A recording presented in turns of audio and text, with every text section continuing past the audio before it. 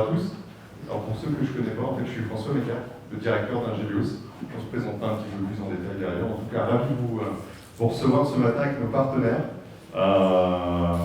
L'idée, c'est effectivement de vous présenter un regard croisé sur la thématique de l'énergie, de la sécurisation de l'énergie, principalement liée au photovoltaïque. Donc avec nos regards croisés sur l'aspect réglementaire et conformité, il y a NGA, Nathalie Bayon, effectivement, qui vous rappellera effectivement le contexte normatif, administratif et loi. On enchaînera avec la thématique de faire de l'énergie, en tout cas de cette contrainte, un levier de compétitivité qui est durable, avec les interventions côté Ingelios de Sandrine Bournaison et puis de Sullivan Faux, qui sont là tous les deux juste derrière. D'un point de vue pratique, en termes de montage, Alexandra Tagnati de GTA, qui rentrera un petit peu dans le détail de toutes ces mises en pratique. Et puis, bien sûr, le regard assurantiel avec Luc Breton d'AXA, qui expliquera aussi effectivement les points d'attention qu'il faut respecter pour que tout se passe bien. Voilà. Je vais passer la parole à Nathalie. Bonjour à tous. Donc, alors, ce matin, l'intervention est concentrée sur les autorisations d'urbanisme. Donc, je ne parle pas d'autorisation environnementale ni d'études d'impact. Et je vais essayer de ne pas trop vous assommer, puisque pour tous ceux qui connaissent un peu le photovoltaïque, la réglementation est extrêmement complexe, puisqu'en fait, on cumule trois sources dont on va parler. Une source qui est donc CCH, Code de la construction de l'habitation, une source Code de l'urbanisme et une source législative, donc l'article 40 de la loi APER. Et il faut jongler selon le type d'installation entre les trois réglementations.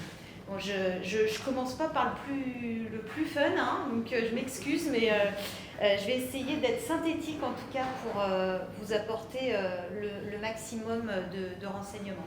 Donc en fait, au tout début, intention législative plutôt louable, un seul texte qui gère à la fois les sujets donc, de gestion des eaux pluviales et d'ENR.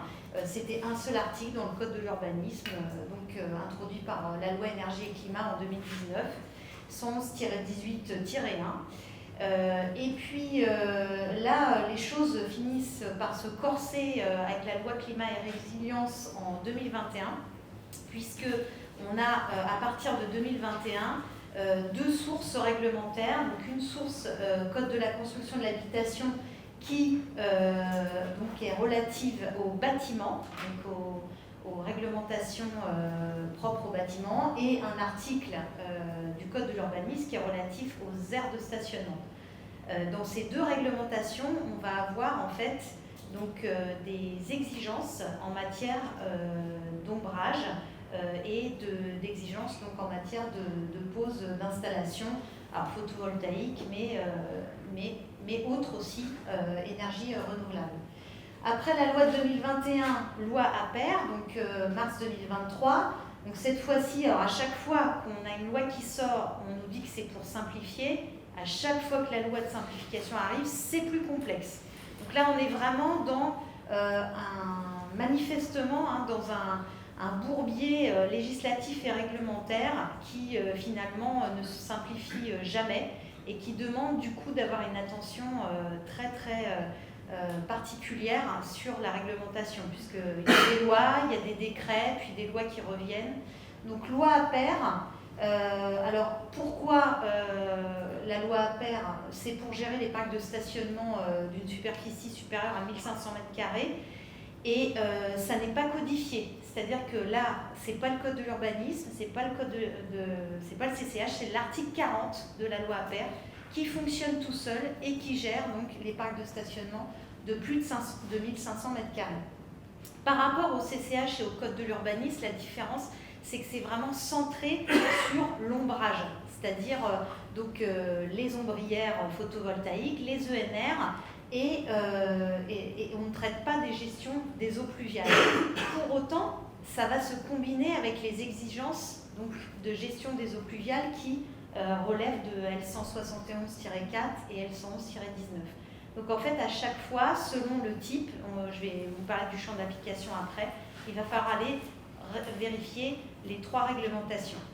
Il y a un guide qui a été établi par le ministère sur les parcs de stationnement, mais ce guide, en fait, il est déjà plus à jour.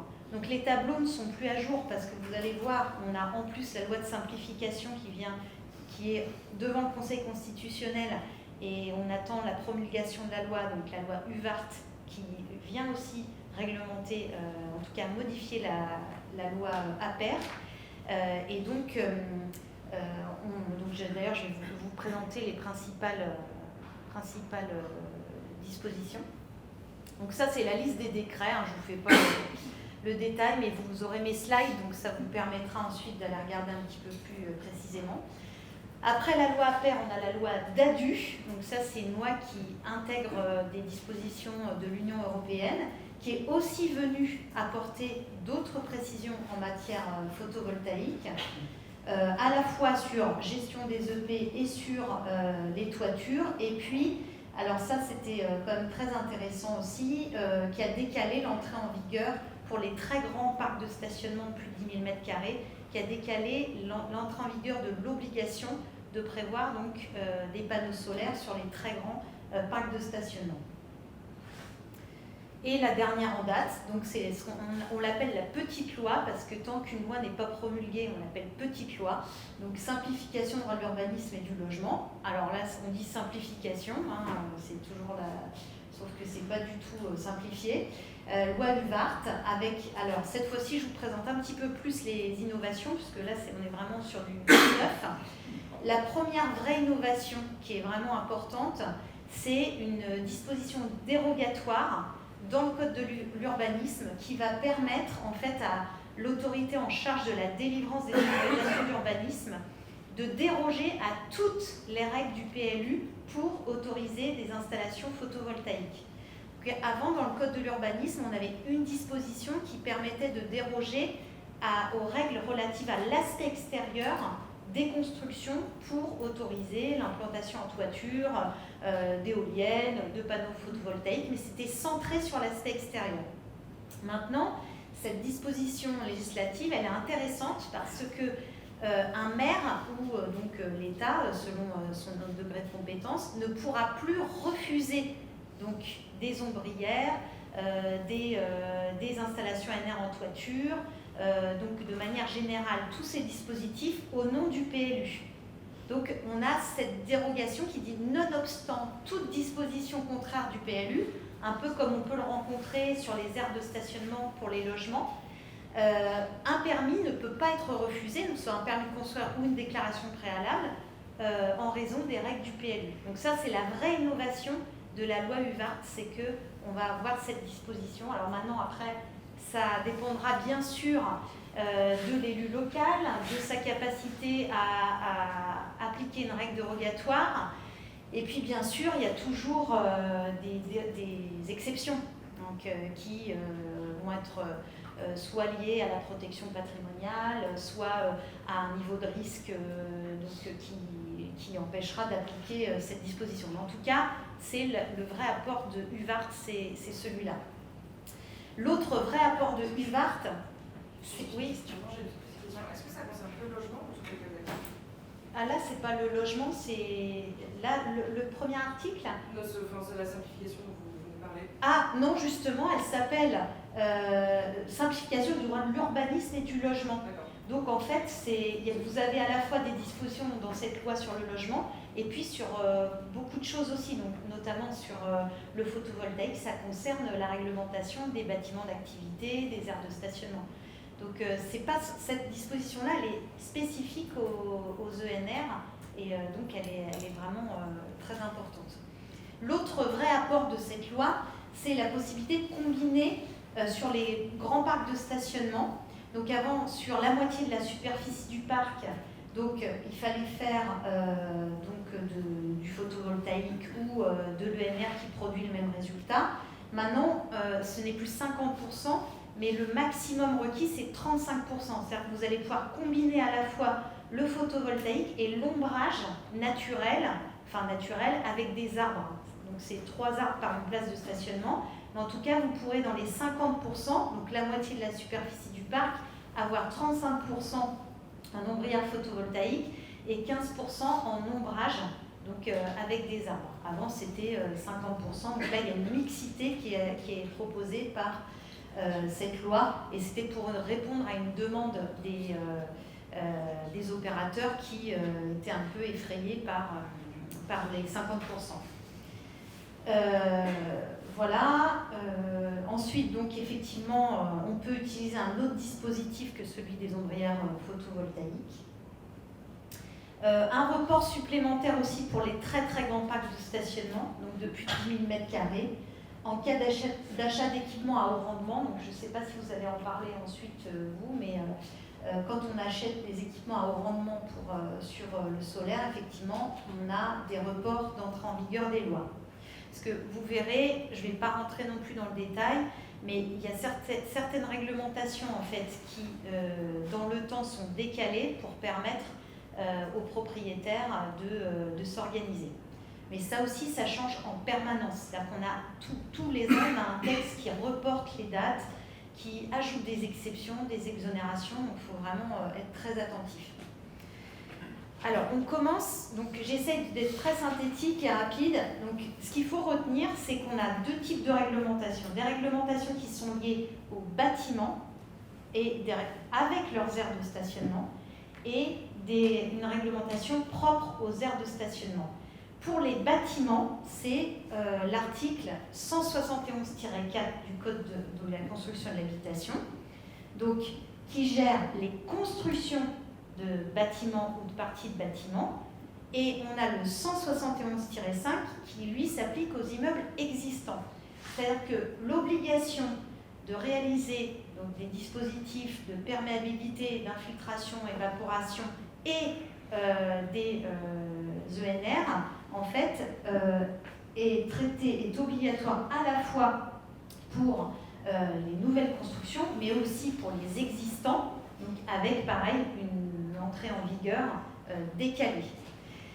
Et le seuil d'application de ces dispositions, c'est 500 m² d'emprise au sol. Donc, à partir du moment où on est un bâtiment d'activité, je dis d'activité en général, c'est commercial, entrepôt, bureau, équipements sportifs, bâtiments scolaires universitaires de plus de 500 m², mais aussi quand on fait des extensions et des rénovations lourdes, on va avoir donc une obligation de mettre en place un système de végétalisation et un système d'ENR. Il n'y a pas de seuil. Pour l'instant, le texte législatif ne dit rien. Ça s'applique aussi donc aux existants. Alors pendant les discussions sur la loi UVART, il a été évoqué la possibilité de monter ce seuil de 500 m² pour les existants. Donc vous ne faites pas de travaux, vous avez un bâtiment existant et on vous dit qu'il va falloir faire des travaux pour réaliser les dispositifs hydrauliques ou installer des ENR. Donc ça, c'était pas prévu, pas de programme de travaux, mais là vous êtes obligé de le faire. Donc il y avait eu des discussions qui étaient en cours sur le fait de restreindre cette obligation sur les bâtiments existants à des bâtiments de plus de 1100 m², parce que 500 m², on considère que c'est vite applicable. Ensuite, dans les discussions, on a dit en fait, c'est que les bâtiments publics qui vont être concernés et pas les bâtiments privés. Finalement, tout ça a été mis à la poubelle, donc on reste sur ce texte qui déclenche cette obligation, donc à partir de 500 m² sur les bâtiments existants, d'utiliser soit un procédé, là vous avez le texte, soit un procédé de production d'énergie renouvelable, soit un système de végétalisation basé sur un mode cultural. Je vous passe tout le texte, mais en gros c'est des dispositifs perméables, infiltration, évaporation. Donc là il y a le choix. Il y a le choix, c'est soit l'un, soit l'autre, pour les bâtiments. Donc, c'est quoi le taux de couverture? Parce qu'il y a quand même une base. En tout cas, aujourd'hui, c'est ça les dates d'entrée en vigueur pour les existants et pour le neuf. Donc, il faut atteindre 30% au 1er janvier 2023, 40% au 1er juillet 2026 et 50% au 1er juillet 2027. Donc c'est crescendo, en gros on vous laisse le temps de vous organiser, mais enfin en fait il y a très peu de temps entre les deux, donc dès le départ finalement il faut imaginer qu'il faut atteindre les 50%. Enfin moi je trouve que cette histoire de 30-40% elle sert à rien parce qu'il y a si peu d'écart que de toute façon il faut tout de suite aller imaginer couvrir les 50% du terrain ou de la toiture avec ces dispositifs. Là, je ne rentre pas dans le détail, mais je vous ai mis aussi bien pour la métropole que pour l'outre-mer, qu'est-ce que c'est que le système végétalisé et comment il doit être conçu. Là, je vous ai mis, parce que toutes les dérogations, les exonérations possibles sur ces obligations, donc là, ça va du coût économique à des problématiques de paysagères, à des problématiques de risque. Donc ça, ce sont toutes les exonérations possibles, avec des justificatifs à chaque fois. Tous ces justificatifs, alors vous avez vu, je ne rentre pas dans le détail parce que sinon on y passe la journée, voire 2 jours, et puis vous allez être noyé dans les informations.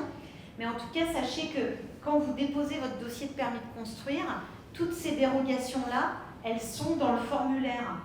Donc vous n'avez pas non plus à aller chercher l'information dans les codes ou dans les articles de loi, même s'il y a un super guide du ministère pour vous expliquer, parce que dans le dossier de permis de construire, dans le formulaire CERFA, vous avez bordereau des pièces, et dans les pièces, on vous dit si vous justifiez d'un coût disproportionné, il faut joindre un tel document. Donc en fait, vous avez comme un mode d'emploi qui vous permet de ne pas être complètement perdu.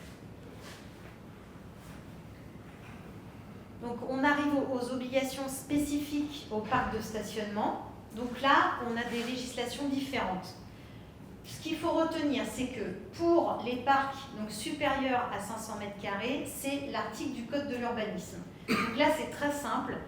C'est la moitié de la surface qui doit être traitée, donc sur au moins la moitié de la surface, des revêtements des aménagements hydrauliques et des dispositifs végétalisés ou ombrières concourant à l'ombrage. On peut mixer les deux. Donc vous verrez dans les guides d'ailleurs du ministère, on a des petits schémas qui montrent comment on peut mixer ces deux obligations, donc qui sont à la fois la gestion donc vertueuse des eaux pluviales, le recours minimal à l'eau potable et l'installation d'ombrières. Ensuite, on a le fameux article loi APER qui là concerne le parc de stationnement de plus de 1500 m², et où là, pareil, sur au moins la moitié de la surface, il faut traiter en ENR avec les 35% là, de la loi UVART.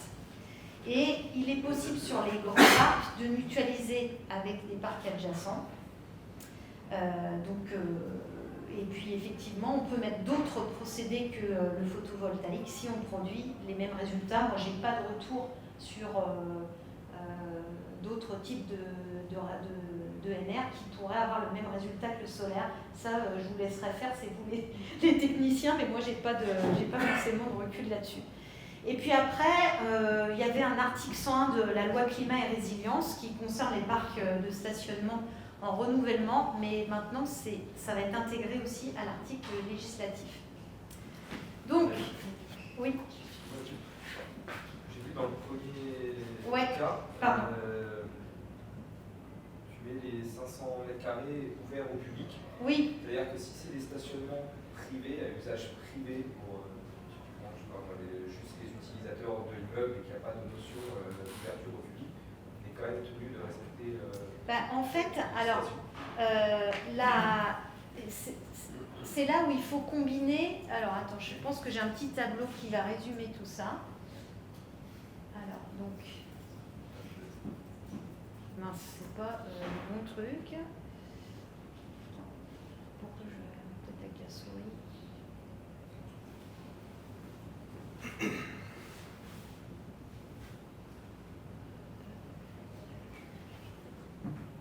Donc en fait, sur 171-4, attends.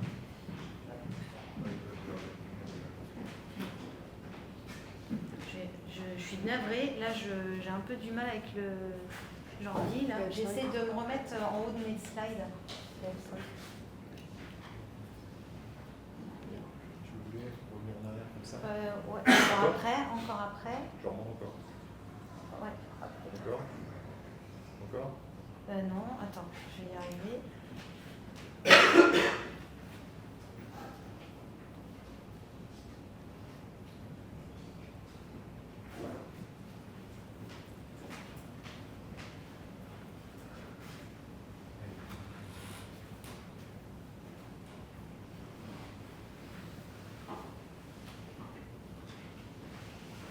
Ouais, alors donc c'est...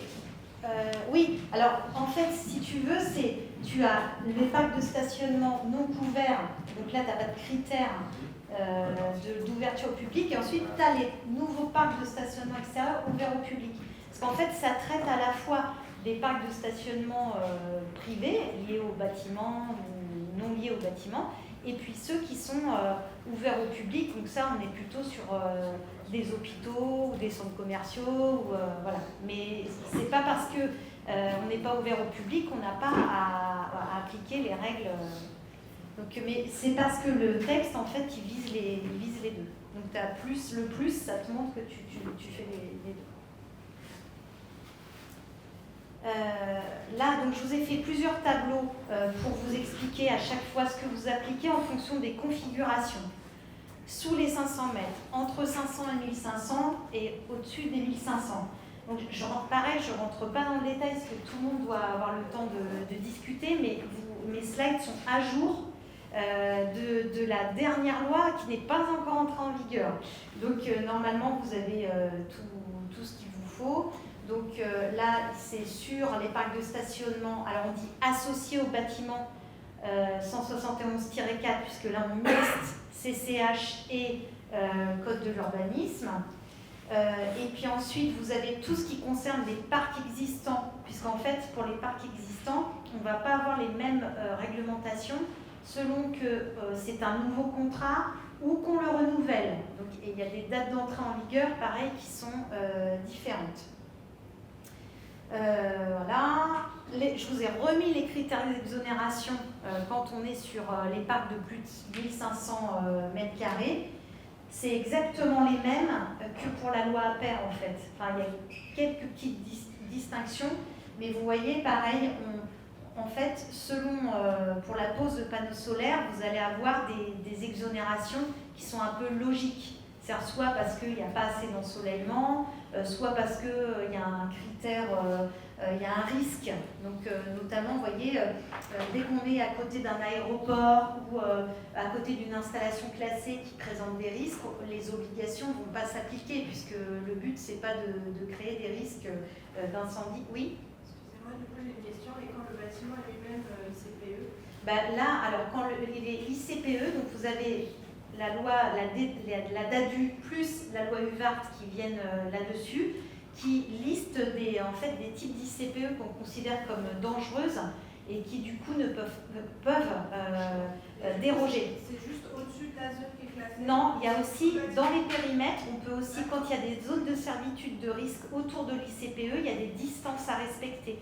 Et dans la zone de risque autour de l'ICPE, par exemple, il y a des interdictions. On vous dit, ça ne peut pas être dans le périmètre. Et d'ailleurs, dans le calcul de la superficie, pour les parcs de stationnement existants des ICPE, dans le calcul de la superficie, on sort la partie qui est dans la zone de servitude du calcul de la superficie, puisqu'on ne pourra pas les mettre là. Il y a plein d'interrogations là-dessus, parce que, vous voyez, par exemple, dans le champ d'application, on vous parle de bâtiments administratifs. Donc, il y a eu des gens qui se sont dit, est-ce que les gares sont concernées ? Est-ce que les aéroports sont concernés ? Nous, on a fait une analyse, on considère que ce n'est pas le cas, que ça sort de la réglementation. Mais vous avez plein de questions comme ça qui se posent parce que le texte n'est pas forcément très clair. En tout cas, pour les ICPE, c'est traité. Et vous verrez dans la petite loi, là, qui devrait entrer en vigueur le 21 novembre, il y a aussi un ajout sur les ICPE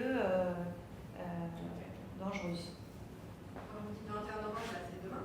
Oui, exactement. Voilà, le Conseil constitutionnel devrait se prononcer là et donc on attend.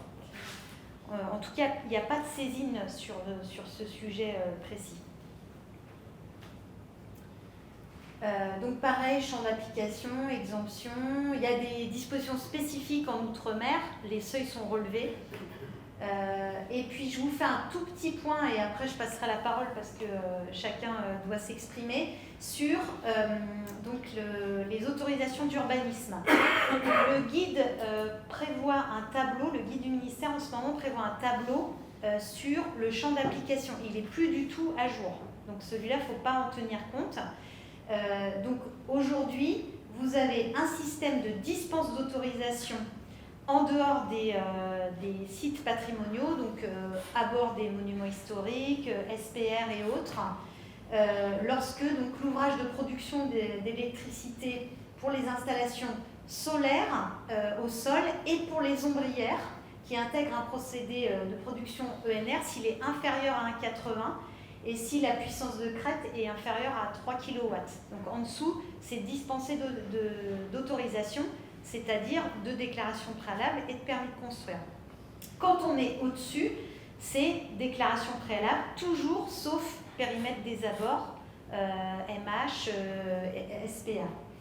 Et donc tout ce qui est critères d'emprise au sol, hauteur et surface de plancher, en fait, ce n'est pas applicable aux ouvrages de production. Maintenant, on a un texte qui est dédié. Donc avant, on était obligé de faire le lien entre les critères classiques des champs d'application d'autorisation d'urbanisme sur les hauteurs, les emprises au sol et autres. Maintenant, on a des articles qui sont dédiés. Et puis ensuite, donc dans les sites patrimoniaux, il y a toujours une autorisation, par contre, c'est soit une DP, soit un permis de construire. Donc c'est ça qu'il faut retenir, c'est hors les sites protégés, les abords, on va avoir des dispenses ou un régime de DP. Et par contre, ensuite, quand on est donc, dans les sites protégés, là, on a toujours DP ou PC. Excusez-moi, ouais. rapidement.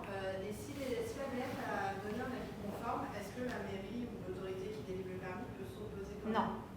Alors en fait, quand on est en avis conforme, l'autorité compétente en matière d'urbanisme est liée par la décision. Le seul moyen de sortir donc, de la contrainte ABF, c'est de faire un recours. Donc un recours auprès du préfet de région. Alors le maire, lui, il a un recours pour aller contester avant la délivrance du permis de construire l'avis de l'ABF. C'est très rare qu'il le fasse, mais en tout cas, il a un recours. Le pétitionnaire, lui, sa seule manière de contester, c'est d'aller former, dans les 2 mois du refus, un recours contre l'avis du préfet de région. Voilà. Maintenant, dans certains cas, quand l'avis est manifestement illégal, mais il faut vraiment qu'il soit manifestement illégal, vous avez des maires très courageux qui délivrent quand même et s'exposent à un déféré préfectoral, mais il y en a qui le font.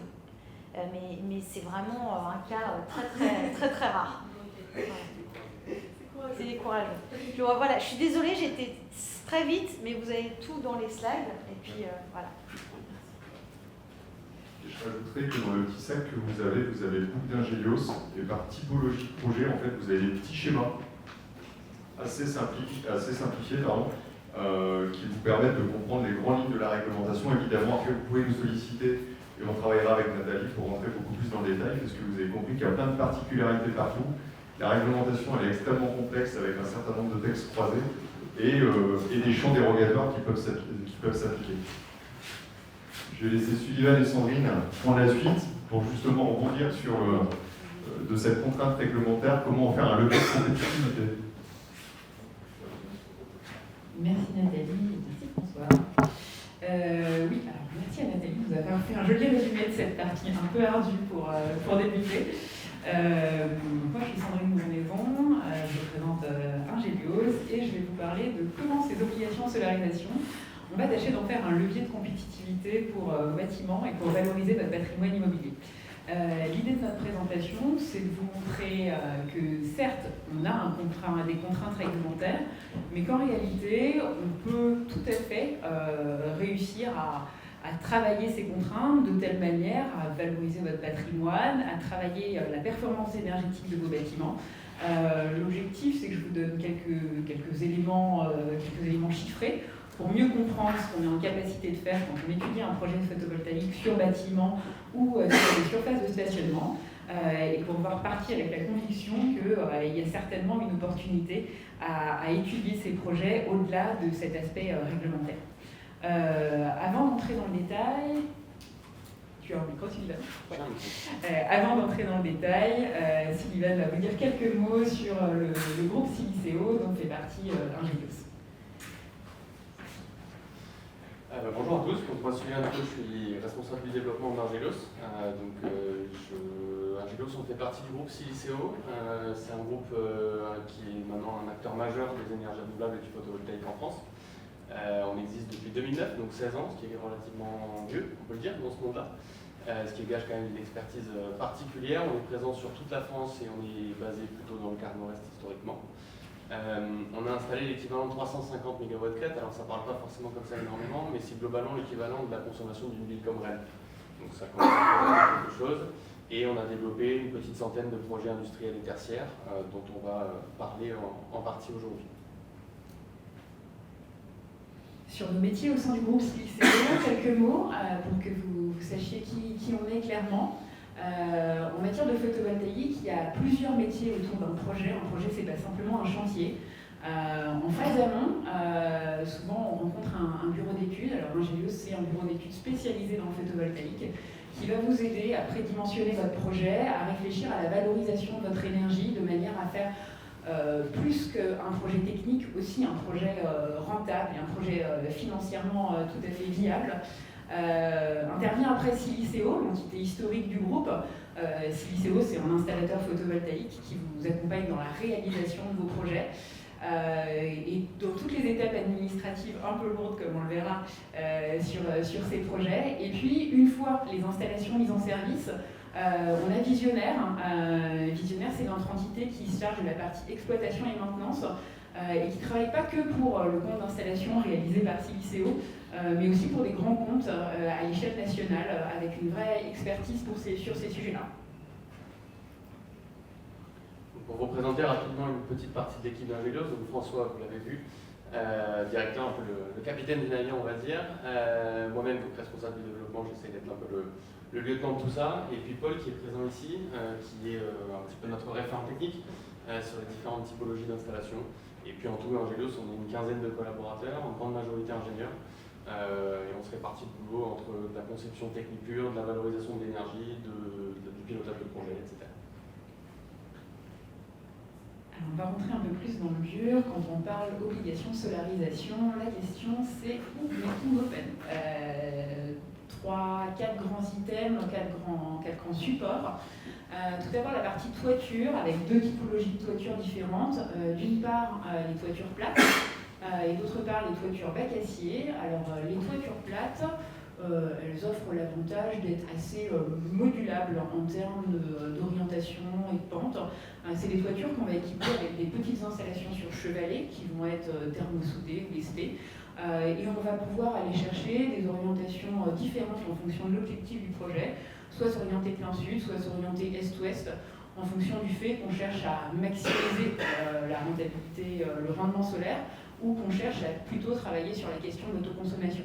C'est des centrales qui ont des capex plutôt maîtrisés, sur lesquels généralement on arrive à des bons TRI.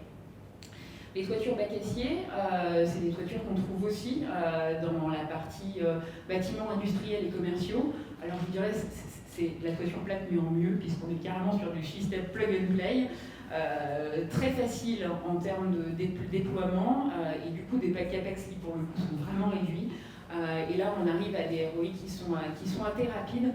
On est peu contraint par la pente de la toiture, puisque généralement ce sont des faibles pentes, donc du coup peu d'impact de l'orientation des pentes sur le rendement solaire, donc c'est vraiment des choses qui peuvent être intéressantes.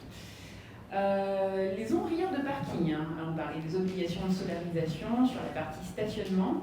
Ombrières de parking, alors on est vraiment sur l'idée d'une valorisation sur place qui à la base ne sont pas exploitées sur le plan énergétique. L'idée de base, c'est vraiment de limiter les îlots de chaleur urbains. On a une vraie différenciation quand on commence à équiper les parkings d'ombrières. C'est un vrai outil en termes d'amélioration de l'expérience client. On l'a observé sur un certain nombre de sites qu'on a déjà équipés. Il y a un vrai attrait une fois les sites équipés d'ombrières en termes d'affluence. C'est assez intéressant à observer. C'est des supports qui coûtent un petit peu plus cher du fait des structures, mais qui apportent un vrai plus, plutôt modulable là aussi en termes d'orientation et de pente, puisqu'on va pouvoir travailler soit sur des ombrières monopentes, soit sur des ombrières bipentes, en fonction de l'objectif recherché. Dernier élément, au-delà des contraintes réglementaires que Nathalie nous évoquait, on va pousser un petit peu plus loin le champ des possibles et on va aller regarder ce qu'il est possible de faire sur des terrains non bâtis, des friches, des terrains attenants à vos bâtiments. Là, on sait faire des choses aussi tout à fait intéressantes avec un grand intérêt sur la partie des coûts. On est sur des coûts qui sont assez limités quand on va équiper des projets au sol. On peut travailler sur de la grande puissance, donc on va aller chercher des jolis rendements financiers. Et là encore, l'idée c'est de transformer nos actifs fonciers en actifs énergétiques et de leur trouver une seconde utilité et une voie de rendement complémentaire. Alors moi je vais rentrer encore plus dans le dur. Sandrine nous a présenté les différentes typologies d'installations qui peuvent exister. Moi je vais vous présenter 2-3 petits points de vigilance qu'il faut prendre en compte quand on essaie de mener ou quand on pense à un projet photovoltaïque. Sans rentrer trop dans le détail, le premier aspect évidemment c'est tout ce qui est lié à la fondation et à la structure. Une installation photovoltaïque c'est majoritairement composé de modules photovoltaïques qui sont les panneaux qui produisent et d'un système d'intégration qui vise à intégrer ces modules au support sur lequel ils souhaitent être fixés, que ce soit une toiture, un parking, peu importe. Dans ce cas de figure, évidemment sur un bâtiment par exemple, il faut évidemment penser à la capacité portante du bâtiment, ça représente un surpoids. Globalement, on considère que module plus système d'intégration, c'est-à-dire les rails qu'on va mettre en dessous, ça représente une surcharge entre 15 et 25 kg du mètre carré. Ce qui, pour élément de comparaison par rapport à une toiture végétalisée, est très faible, puisqu'on parle plutôt de 10 fois plus pour une toiture végétalisée. Évidemment, sur tout ce qui est lié au sol ou aux ombrières, il y a tout ce qui est lié aux fondations. Selon la capacité portante du sol que vous avez en dessous, il faudra dimensionner correctement les fondations, ce qui peut représenter un certain coût.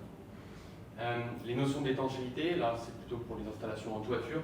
Une installation photovoltaïque, quand on l'installe sur un toit, en général elle est partie pour 30 ans, c'est un peu la durée de vie de ce genre de projet. Donc on essaie de se poser la question de savoir s'il ne faudra pas, dans la durée de vie du projet, changer le complexe d'étanchéité qui peut être en dessous. C'est un petit peu dommage d'enlever les panneaux en cours de route pour changer le complexe d'étanchéité. Et au-delà de la durabilité, on a la compatibilité technique et assurantielle. Des complexes d'étanchéité, on a un certain nombre de technologies qui existent. Comme disait Sandrine, les installations sont lestées ou sont soudées. Donc il faut s'assurer que le complexe d'étanchéité qui peut être en dessous, ça peut être une membrane bitumineuse, soit notamment compatible avec ça pour pouvoir être derrière assuré correctement. Tout ce qui est circulation sécurité évidemment, que ce soit vis-à-vis des assurances encore une fois ou vis-à-vis des services départementaux d'incendie et de secours, des SDIS, on essaie de faire en sorte de prendre en compte leurs avis parce que forcément ils ont des notions de sécurité, des notions réglementaires qui doivent nécessiter d'avoir des accès. Et idem évidemment pour tout ce qui est maintenance, on essaie de penser d'entrée de jeu dès la conception à comment faire la maintenance de l'installation, parce que si la maintenance est faisable et réalisable, ça sera des coûts économisés aussi. Et puis dernier aspect, l'intégration paysagère. Le photovoltaïque a une acceptabilité locale qui est bien meilleure par rapport à certains autres procédés d'énergie renouvelable, mais on y pense quand même, que ce soit notamment sur des sols artificialisés ou non. On réfléchit d'entrée de jeu à l'intégration visuelle de l'installation dans son environnement proche. C'est un sujet sur lequel on a un joli retour d'expérience et le but c'est d'être bon du premier coup quand on vous accompagne sur un PC ou une déclaration de travaux, de manière à ce que ces étapes puissent être rapidement passées. Les clés de la performance de vos installations solaires. Quelques éléments sur ce qui va faire qu'un projet est plus ou moins rentable sur le plan solaire, au-delà de l'aspect financier. Bien évidemment, la localisation joue. Alors, si je vous dis que la localisation joue dans le cadre d'une obligation de solarisation, on a peu de marge de manœuvre. Dans tous les cas, bien évidemment, on a un ensoleillement qui est meilleur au nord qu'au sud. Alors, on parle bien de luminosité, on ne parle pas de chaleur dans le cadre du photovoltaïque. Mais nous, notre métier, c'est d'optimiser dans le site, c'est pas d'optimiser le site. Pour optimiser dans le site, on va pas mal travailler sur la question de l'orientation et de l'inclinaison. Là-dessus, il y a un vrai sujet, un vrai savoir-faire. Il faut vraiment s'intéresser aux besoins de votre site. On va parler après des solutions de valorisation. C'est une vraie question dans la manière dont on va choisir d'implanter les panneaux solaires. Qu'est-ce qu'on cherche à faire? Est-ce qu'on cherche à vendre l'électricité qui va être produite? Est-ce qu'on cherche à l'autoconsommer? Quelles sont les consommations du site? Est-ce que c'est des consommations qui sont régulières, saisonnières? Est-ce qu'elles se répartissent de façon linéaire sur 24 heures? Est-ce que c'est des consommations uniquement diurnes? C'est des vraies questions à se poser dans la façon dont on implante un site. Et un vrai entretien découverte en amont permet d'avoir une implantation qui va permettre d'optimiser le rendement financier en réalité. Point clé également, la question des ombrages.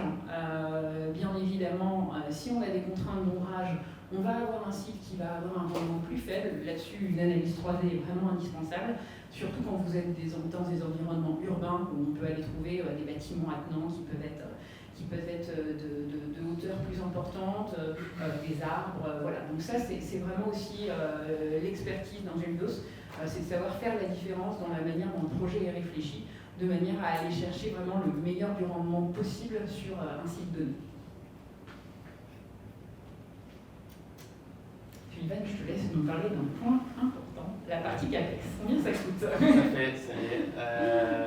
On a parlé des différentes typologies d'installation, on les retrouve ici. Quelques ratios à avoir en tête, alors évidemment vous aurez les slides et puis de toute façon chaque projet est particulier, mais quelques ratios qu'on essaie d'avoir en tête. Sur la première typologie d'installation, c'est donc les toitures plates, toitures plutôt en environnement industriel. On considère en moyenne que 100 m² de toiture utile, c'est-à-dire de la toiture solarisable, correspond à peu près à une puissance installable de 22 kW. Sachant qu'en moyenne, on considère aussi qu'une installation en toiture plate coûte entre 700 et 900 € du kW. Ça permet d'avoir quelques ratios. On donne un exemple en dessous. Une installation sur 500 m² correspond à peu près à 110 kW, soit 110 000 kWh, et correspond à un CAPEX à engager environ 70 000 €. Sur une toiture bac acier, on l'a dit aussi, c'est encore plus simple, puisque le système d'intégration est nettement réduit. Et 100 m² de toiture utile amène en moyenne 25 kW. Pourquoi? Parce que le bac acier comprend nettement moins de contraintes dans le calpinage, dans la répartition des modules qu'une toiture plate. En moyenne, on est à peu près sur un coût à 550 € du kW, donc 500 m² de toiture.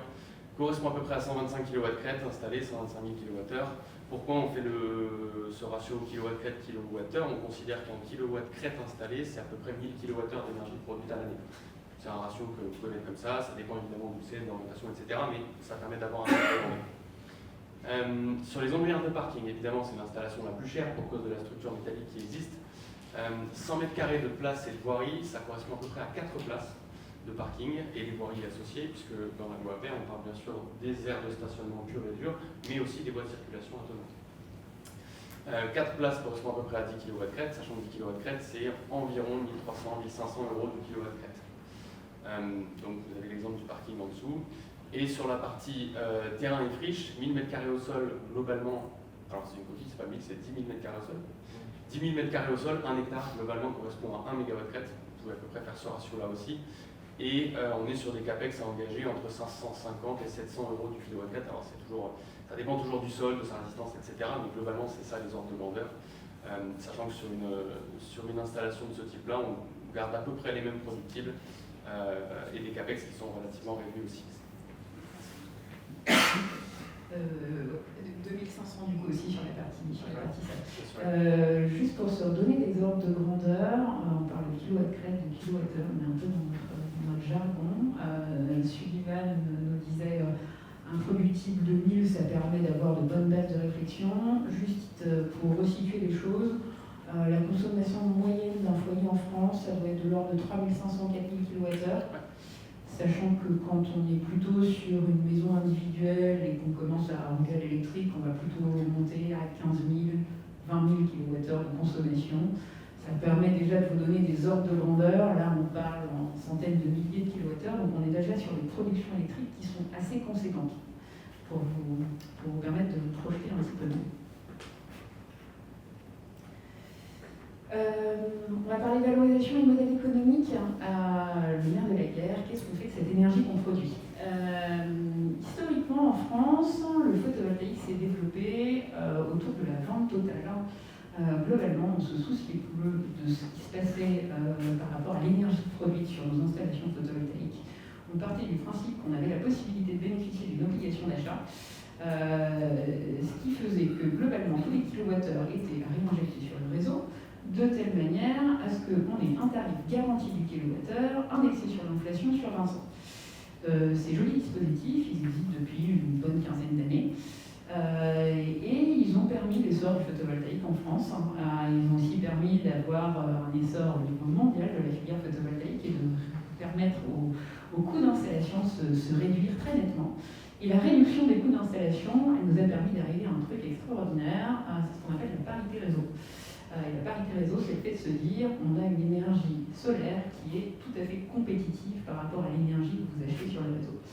Et c'est là qu'on en vient à la question de l'autoconsommation. Et en réalité, aujourd'hui, le cœur de cible qu'on vise quand on réfléchit à valorisation de l'énergie sur le site, c'est plutôt la question de l'autoconsommation. Généralement, on attaque les choses par la question de l'autoconsommation individuelle. Sur le bâtiment que vous avez équipé, sur le site au global, quelles sont les consommations électriques que vous allez avoir, quel est le niveau des consommations électriques, comment elles se répartissent, comme je vous le disais, sur la journée, sur l'année, et quelle est la quote-part de ces consommations électriques qu'on va être à même de couvrir. Pareil, historiquement, alors je vous parle un historique en matière de photovoltaïque, c'est une histoire courte. Quand on a commencé à réfléchir à l'autoconsommation individuelle et qu'on s'est dit ouais chouette, on a atteint la parité réseau, et ben on arrivait à peu près à faire 25% de taux de couverture. C'était à peu près l'objectif cible. 25% de taux de couverture des besoins d'un site, tout simplement à cause de l'intermittence de jour-nuit et puis des saisons été-hiver. Et à partir du moment où on consommait l'énergie produite au fil du soleil, et ben on était un peu à un taquet quand on arrivait à toucher les 25% et on disait que c'était déjà un bel objectif. Vous allez me dire, 25% des consommations, c'est pas extraordinaire, je vais pas m'embêter pour ça.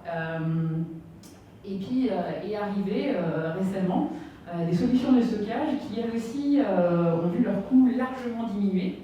Et la diminution des coûts des batteries, c'est un levier super intéressant en matière d'autonomie énergétique et d'autonomie électrique, puisque dès lors qu'on vient rajouter un système de stockage, et ben on ne va plus aller couvrir 25% de vos besoins, mais on va pouvoir aller couvrir 50, 60, parfois 70% de vos besoins, parce que l'utilisation de la batterie, elle offre plusieurs leviers différents, je vais vous expliquer. Et là, on arrive à des taux d'autonomie qui commencent généralement à faire réfléchir. Au-delà de cette question de l'autoconsommation individuelle et du stockage, généralement, ce à quoi on réfléchit aussi quand on parle de solution de valorisation, c'est de se dire, dans un environnement patrimonial proche, dans un environnement géographique proche, si tant est que je produis plus d'énergie que ce dont j'ai besoin, comment je vais pouvoir la valoriser localement, c'est ce qu'on appelle l'autoconsommation collective. Et l'autoconsommation collective, ça vous permet de partager votre énergie produite avec vos voisins, avec des locataires, avec des occupants, et surtout de la valoriser à un tarif intéressant. Donc ça fait partie des choses sur lesquelles Angelio est en capacité de vous accompagner. Et puis dernière solution, si vraiment vous voulez être sur du zéro capex, il y a la solution du tiers d'investissement qui peut aussi s'étudier, quitte à avoir de belles rentabilités, autant en bénéficier directement. Non, dans la salle. Ok, ça marche. On parle de la partie théorique sur le rendement d'une installation. On a décidé d'entrer un petit peu dans la pratique, oui. Juste une question. Est-ce qu'on a dû aborder la partie OPEX d'une installation? Alors, non, parce que le timing était un peu court, mais si vous voulez, on peut en parler après sans problème. Voilà. Donc, on va partir sur un petit cas pratique. On est parti sur un cas pratique qui regroupe toutes les solutions de valorisation qu'on a étudiées tout à l'heure, que je viens de vous présenter. Ce qu'il y a d'intéressant, c'est qu'on peut tout à fait combiner plusieurs solutions de valorisation pour arriver vraiment à un projet sur mesure et optimiser la rentabilité de ces obligations de solarisation. Je laisse introduire le projet Leclerc chez 10. Oui, tout à fait. Donc ça, c'est une installation que Ingelios a étudiée, que Silico a réalisée et que Visionnaire maintient. Donc c'est une petite installation Grand Chelem pour nous, on est content. Et c'est sur un centre Leclerc à Fanières, qui est une ville proche de notre cœur historique, sur laquelle on a un projet qui s'est réalisé en plusieurs étapes et qui est toujours en train d'être exécuté pour certaines étapes. On on a une première étape d'une première ombrière qui est celle qu'on voit ici, qui est une ombrière d'1 MW crête, qui est valorisée en autoconsommation directe sans injection de surplus. On verra après pourquoi est-ce qu'on ne valorise pas le surplus à ce stade-là.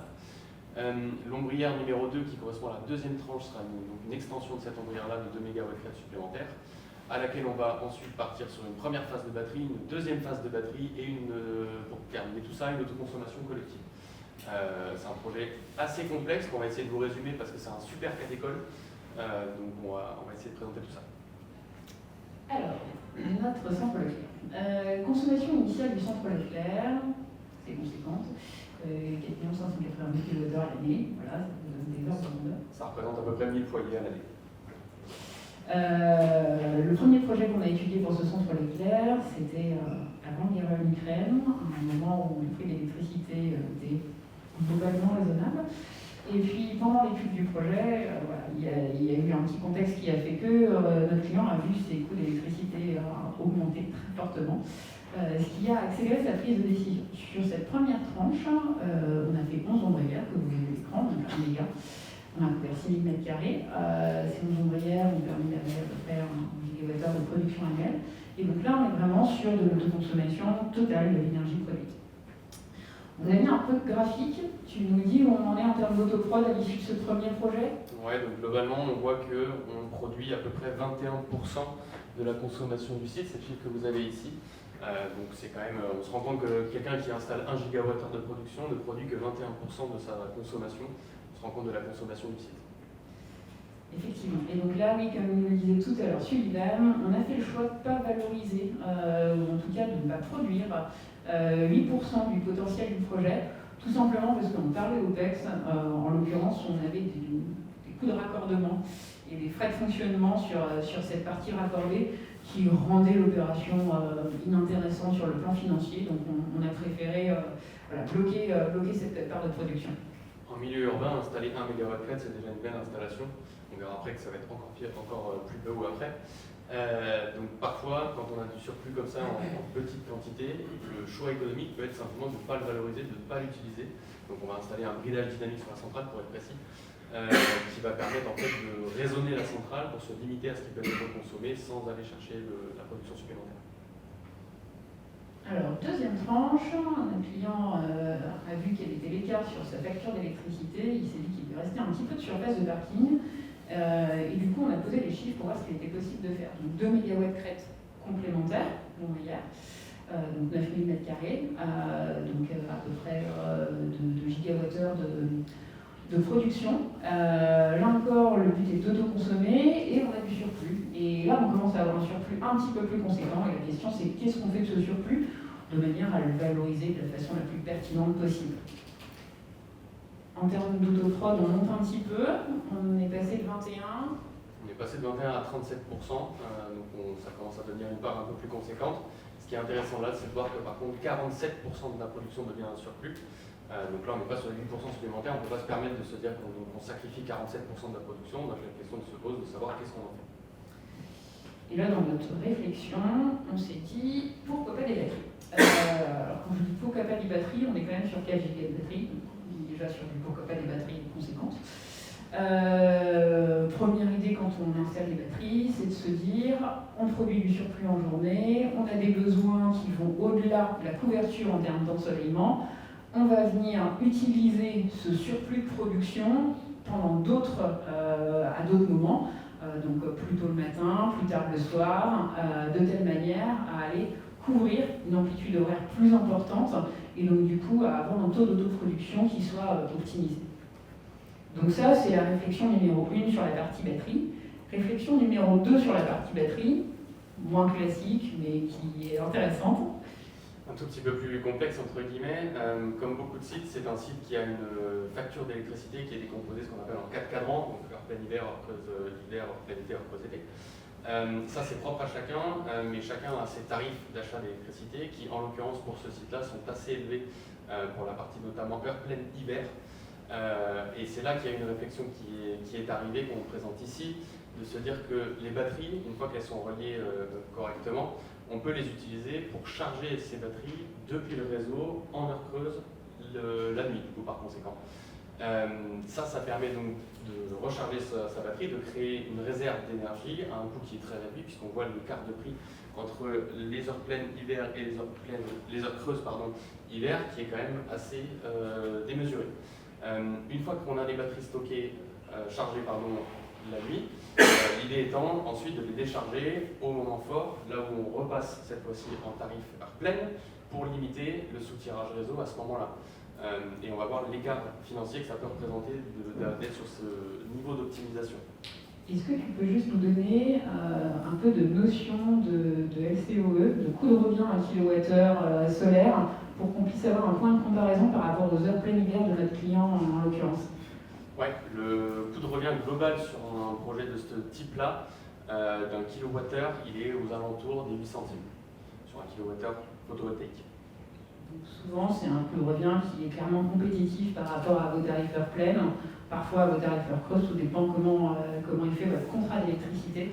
Mais en tout cas, on a une vraie compétitivité aujourd'hui du solaire par rapport à l'électricité réseau et qui est d'autant plus flagrante chez ce client-là où ces heures plein hiver sont assez onéreuses.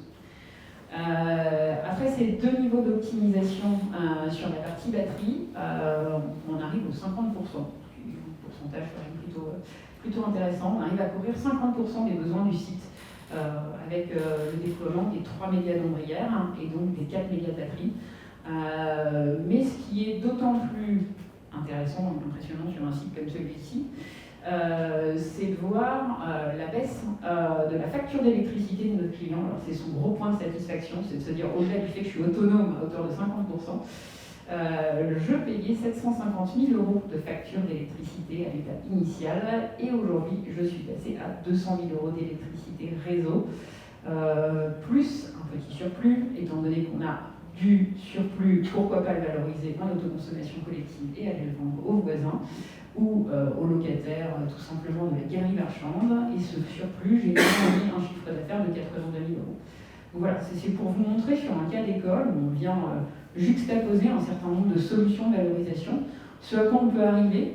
Ça permet quand même d'arriver à des choses tout à fait intéressantes sur le plan financier. Si on se résume ça, en quelques chiffres peut-être. Ouais, donc globalement, si on fait un résumé de toutes les strates de projets qui ont été étudiés, on arrive à un capex de 3,6 millions d'euros. On a vu qu'on avait quand même une économie de facture à plus de 500 000 € par an, plus un surplus de 82 000 € par an. Donc quand vous économisez globalement à peu près 600 000 € par an, on est quand même plutôt rapidement rentable, pour le dire comme ça. Ça représente un TRI, donc un taux de rendement interne aux alentours des 8%. Ce qui est plutôt un tout petit peu bas dans le monde du photovoltaïque. On arrive en règle générale à aller toucher des 9 voire 10%. Pourquoi c'est un tout petit peu bas? Bon, déjà pour un certain nombre de raisons. La principale raison, c'est qu'on est sur des ombrières de parking qui sont quand même particulièrement complexes. Vous avez sûrement déjà vu les ombrières de parking nettement plus simples, ce qu'on appelle nous en monopan, alignés les uns après les autres. Là, on a une espèce de forme de chapiteau qui est réfléchi, c'est pour faire une orientation est-ouest et ainsi maximiser l'autoconsommation, mais c'est quelque chose qui est un petit peu plus cher, sans parler d'un certain nombre d'options qui ont été mises là-dessus, notamment des bornes IRVE. Il y avait une vraie notion, non seulement évidemment d'économiser sur sa facture d'électricité, mais aussi d'améliorer significativement l'expérience utilisateur du parking. Vous êtes un consommateur de cet hypermarché-là, vous arrivez sur un parking, vous êtes couvert, vous n'avez pas sous la pluie, vous avez un système de gouttière sur les ombrières, vous avez des éclairages sous les ombrières, vous avez des bornes IRVE sous les ombrières, avec un système de recharge gratuite, vous avez un certain nombre de choses qui améliorent aussi significativement l'expérience utilisateur du parking et qui permettent par conséquent d'améliorer l'image du magasin. Et on a un retour sur investissement aux alentours des 9,8 ans, pour être précis, sur une centrale photovoltaïque qui va avoir une durée de vie en moyenne de 30 ans. On se rend compte que c'est quand même un investissement très intéressant. Sur ces notions de rendement, peut-être un point important, comme le disait Sullivan, on peut arriver à des TRI et des ROI plus élevés que cela. Quand on fait de la consommation ou de l'autoconsommation dite au fil du soleil, donc en direct, on est sur des TRI et des ROI qui sont clairement plus élevés. L'ajout de la batterie permet plutôt d'aller travailler la question du niveau d'autonomie. Donc là, vraiment, c'est une question de choix de nos clients, de capacité de financement.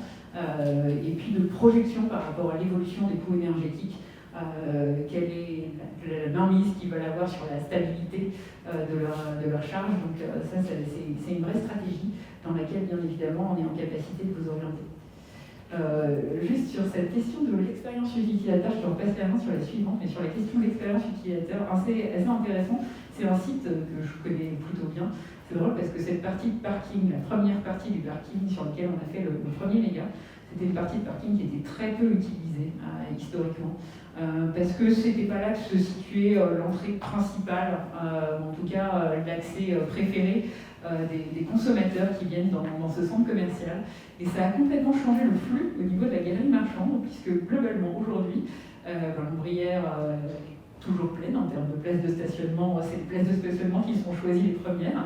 Et c'est assez marrant de voir la dynamique que ça peut avoir sur un parc comme celui-ci. Et si on avait voulu s'amuser, on aurait pu rajouter une dernière couche de complexité. Ça s'y prêtait pas sur ce site-là, mais c'était plutôt de la notion de monitoring des consommations. Sur un site comme ça, la consommation est très élevée, mais c'est une consommation très lisse, puisque c'est les groupes froids d'un hypermarché qui représentent la vaste majorité de la consommation. Et vous avez un certain nombre d'industriels qui font certaines choses la nuit, certaines sauvegardes de serveurs, certaines choses la nuit, qui sont des choses qui sont décalables dans la journée pour les ramener dans la courbe de production photovoltaïque et ainsi augmenter encore le taux d'autoconsommation. Donc entre la batterie, entre les EMS, les différents systèmes de monitoring des consommations, on arrive maintenant à aller chercher des systèmes d'autoconsommation très poussés qui permettent encore une fois d'améliorer le rendement des projets. Bien laisser la main sur celle-ci, Sylvain. Tout à fait. Alors là, c'est un certain nombre de petites choses qui permettent de comprendre un peu le timing d'un projet photovoltaïque, combien de temps il faut pour instruire un projet photovoltaïque. Donc vous avez les différentes catégories d'installation et puis les différentes typologies de démarches. Sur la partie études environnementales, ça ne concerne que les installations au sol et en agrivoltaïsme, c'est-à-dire que tout ce qui est toiture et ombrière de parking, on considère qu'on est sur des terrains qui sont d'ores et déjà artificialisés, qui ne représentent pas d'intérêt majeur d'un point de vue de l'impact environnemental des projets, donc c'est déjà intéressant de savoir qu'on n'a pas ces sujets-là. Sur tout ce qui est démarche administrative, différents seuils à connaître. Globalement, la vaste majorité des installations photovoltaïques nécessite uniquement une déclaration préalable de travaux, ce qui est nettement plus léger en termes de démarche administrative qu'un permis de construire. Pour aller chercher un permis de construire, il faut aller jusqu'aux 3 mégas. C'est l'une des raisons pour lesquelles on a fait 1 puis 2 côté Leclerc-Fanière. Ça nous permet de nous limiter aussi à 3. Sachant que dans le cadre des installations photovoltaïques réalisées sur bâtiments neufs, l'installation photovoltaïque est inclue dès le dépôt du permis de construire. C'est comme ça d'ailleurs que se juge la loi ABER, avec les différentes dates qu'on vous a indiquées. C'est les dates de dépôt de permis de construire qui font foi et qui permettent de savoir si la mairie ou la DDT en charge d'instruire le dossier est en droit d'attendre 30 ou 40 ou 50% de surface solarisée. Quelques tout petits éléments d'un point de vue raccordement. On reste en basse tension à partir du moment où on est en dessous de 250 kW. Au-delà, on est en haute tension, ce qui ne change pas énormément de choses d'un point de vue d'étude, ce qui peut changer par contre un petit peu le coût de raccordement, puisque forcément, ce n'est pas tout à fait les mêmes installations. Et en termes de solutions de valorisation, on en a présenté plein. Il y a beaucoup de réglementations qui évoluent, mais globalement, retenir que le modèle historique qu'on connaît tous et auquel on pense tous de vendre et d'injecter sur le réseau n'est plus forcément le modèle le plus judicieux et le plus intéressant, que ce soit financièrement ou logiquement. Et il y a un certain nombre maintenant de typologies de valorisation, que ce soit d'autoconsommation individuelle ou collective, qui vaut la peine maintenant d'étudier. On est quand même sur des projets qui globalement sont des projets au long cours, mais sur lesquels Argelios est en capacité de vous accompagner dans la durée. Un projet photovoltaïque, c'est facilement 12, 18, 24 mois d'accompagnement. Mais voilà, l'idée c'est vraiment qu'on vous propose du client en main et on vous accompagne de l'étude du projet jusqu'à en service et jusqu'à l'exploitation pour que vous ayez quelque chose qui puisse ne pas vous prendre trop de bande passante dans votre organisation au quotidien. En résumé, on disait obligation réglementaire. Au-delà de l'obligation réglementaire, l'idée c'est vraiment qu'on doit vous transmettre, c'est de se dire non, on va au-delà de ça, on sait faire de la valorisation patrimoniale, on sait aller chercher des coûts énergétiques qui sont très bas. On est aussi sur une notion de RSE, en termes d'engagement, en termes de visibilité. Et donc voilà, on peut combiner tous ces objectifs avec derrière des obligations réglementaires certes, mais un vrai intérêt financier et économique dans le sens des opérations. Alors l'idée c'est de vous proposer de passer à l'action. de contacter l'équipe Angelios si vous avez des projets que vous souhaitez étudier. Notre démarche, c'est vraiment d'aller faire un audit technique de vos actifs, d'aller vous aider à trouver le modèle économique qui va être plus adapté à vos sites, et puis derrière de passer au déploiement stratégique pour vous permettre de répondre aux échéances réglementaires qu'on a vues tout à l'heure et qui vous sont rappelées dans le livret. Voilà. Merci beaucoup. On va passer la parole à Alexandra Tanetti de l'EPA, qui va vous donner le regard géomètre et donc le montage effectivement opérationnel et immobilier de tout ça. Bonjour à tous.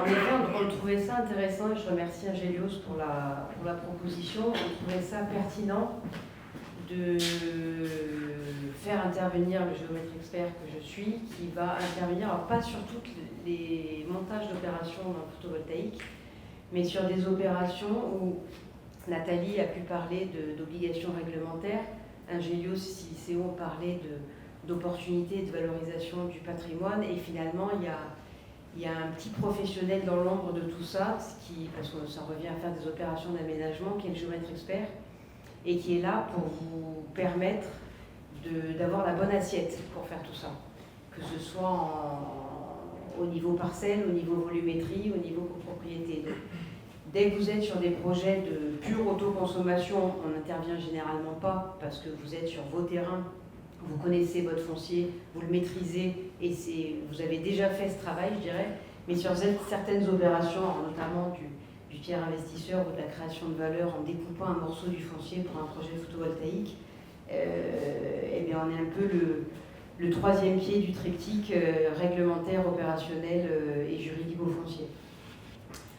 Les montages juridiques sur le foncier et les bâtiments, parce qu'on intervient, finalement j'aurais pu récupérer la slide d'Angelios sur les différents types de montage, parce qu'à chaque type de montage, toiture ou au sol, généralement on intervient pour créer l'assiette. Le développement du photovoltaïque, préalablement à toutes les notions de rentabilité et de respect des règlements, il nécessite un foncier qui est qualifié, qui est sécurisé, donc qui est clairement identifié, avec un droit de propriété qui n'appelle aucune opposition, des conventions ou des servitudes qui elles-mêmes sont clairement établies, parce que la création d'une assiette, que ce soit en volume ou au niveau des parcelles, si vous n'avez pas de servitude qui permettent à tout le monde de fonctionner ensemble sur un site logistique, commercial ou un site d'activité, on risque d'avoir un gros blocage à un moment, et la vérification des droits existants. Donc tout ça pour éviter ce que je viens de citer, des risques de litige et de contentieux si on n'est pas vraiment chez soi, la complexité ou la possibilité de raccordement et de maintenance si on n'a pas mis en place les servitudes qu'il fallait, et donc une impossibilité d'exploitation si on est sur un montage juridique qui n'est pas adapté à ce qu'on vise et au respect de la réglementation. Je vais rester très générale parce que sinon, pareil, on pourra en parler longtemps et c'est assez assommant. C'est pour ça qu'il y a des gens qui sont là pour le faire. Il y a deux grands types d'interventions pour nous géomètres sur ces projets de photovoltaïque. Il y a la division parcellaire, quand vous êtes sur des projets d'installation au sol. Généralement, on le fait pour isoler la zone où vous allez installer la ferme. Ou les ombrières, ça dépend du produit. La division, on la fait aussi pour isoler un bâtiment qui est destiné à accueillir des panneaux en toiture, et au final pour créer l'assiette du titulaire de droit, notamment s'il y a un bail qui est mis en place. Sur la division parcellaire, juste quelques points de vigilance, parce que ce soit NGA ou Angelios, vous avez parlé d'autorisation administrative, beaucoup moins ma partie. Juste une petite vérification, normalement la division parcellaire en vue d'installation de photovoltaïque n'est pas soumise à déclaration préalable à la division, et non pas pour les travaux. Il se peut que dans certaines communes, il y ait une application de l'article L115-3 qui oblige quand même à faire une déclaration préalable à la division. C'est toujours bien de vérifier. Nous, on l'a vu sur des projets, alors non pas de photovoltaïque, mais d'installation d'antennes 5G, un un peu le même raisonnement quand même. Ça se fait soit au sol, soit en toiture. Et on s'est rendu compte en accompagnant certains acteurs, notamment de l'immobilier commercial, que certaines fois, il aurait fallu faire une DP préalable à la division. Et donc, quand le projet est bien lancé, c'est toujours embêtant de devoir déposer ça a posteriori. Les réglementations d'urbanisme, alors ça, généralement, au moment où le projet sort, ça a déjà été vérifié, mais il n'est pas impossible, surtout quand on fait de la division parcellaire, qu'on ait un petit œil vigilant côté géomètre sur le respect des prospects et des vues. Les servitudes, qui est le cœur du réacteur pour nous, parce que dès qu'on fait de la division, que ce soit en parcelle ou en volumétrie, il y a forcément une notion de servitude qui va avec, parce que souvent, et notamment dans les zones, soit les parkings des centres commerciaux, soit les zones agricoles, généralement on essaye de diviser assez loin des limites apparentes de propriété pour créer une assiette déportée, pour s'exonérer, alors là c'est la partie qu'il ne faut pas filmer, parce que normalement j'ai pas le droit de le dire, mais s'exonérer de l'obligation de bornage des aboutissants, parce que dorénavant, alors ça vous ne le savez pas, c'est généralement le géomètre qui à un moment vous dit « Ah mince, vous vous êtes mis très proche des limites, si on divise proche des limites, on doit borner les aboutissants, ça fait rentrer dans le jeu les voisins ou la puissance publique pour de la délimitation. » C'est généralement pas un moment où vous avez envie d'aller discuter avec les voisins, c'est des procédures qui sont très longues et où il y a un risque contentieux derrière. Donc généralement, si le géomètre vous dit sur un projet de hangar notamment, décalez-vous un petit peu si vous pouvez, c'est pour vous éviter ça.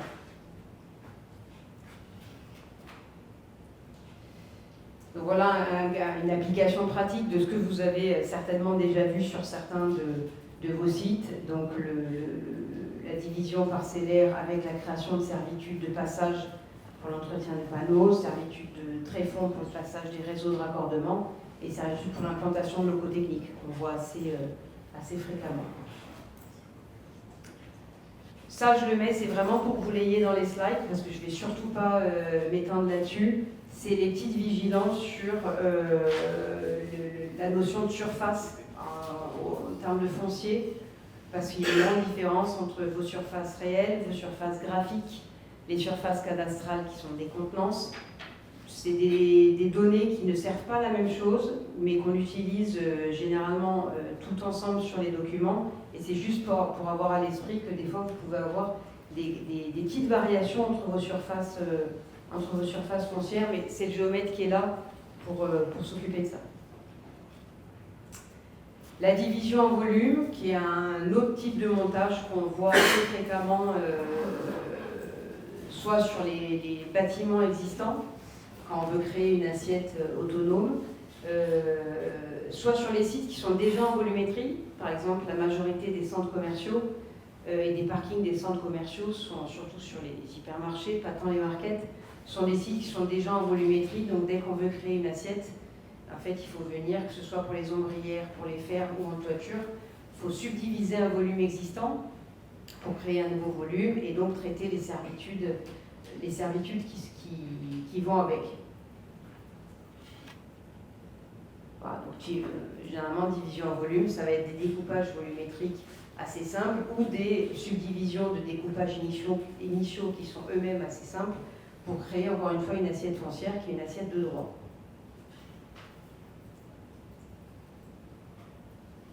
Petit focus sur les servitudes, juste pour que vous les ayez en tête, mais ça je ne m'étends pas non plus, c'est pour que vous les ayez dans les slides au moment où vous y reviendrez, c'est d'avoir en tête que sans la mise en place de tout ça, l'exploitation ne sera pas possible.